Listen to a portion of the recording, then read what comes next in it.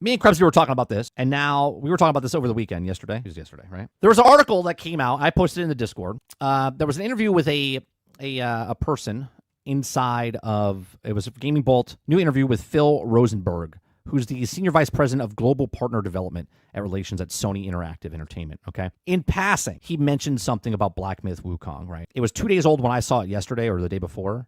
The reason I'm bringing this up is about 6 months ago, maybe longer than that.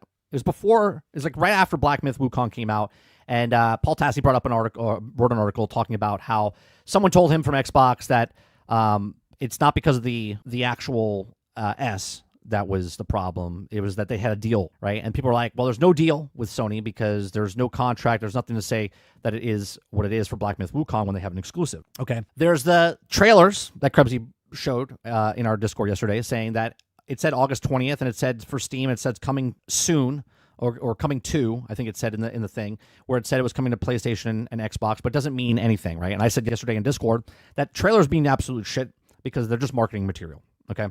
In this paragraph, right? And right here, I'm going to highlight it, and I'll make it nice and big for you guys, okay? It talks about the team work with very early on games like Stray. The same approach also led to support for Genshin Impact, Black Myth Wukong, and Stellar Blade, for example. Now, the question is, they could have not mentioned Black Myth Wukong at all. And I think in passing, he brought it up, and he didn't think anything of it because he's like, yeah, these are the people we worked with, right? He's hero, okay?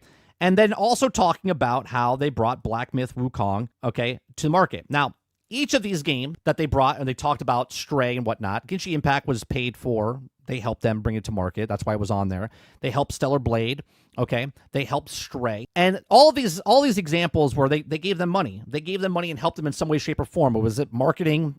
Was it with, actual funds to make the game, to add something to the game, whatever it is, okay? I came to the conclusion, based on what he said here and what I'm telling you now, is that they did give money to Black Myth Wukong.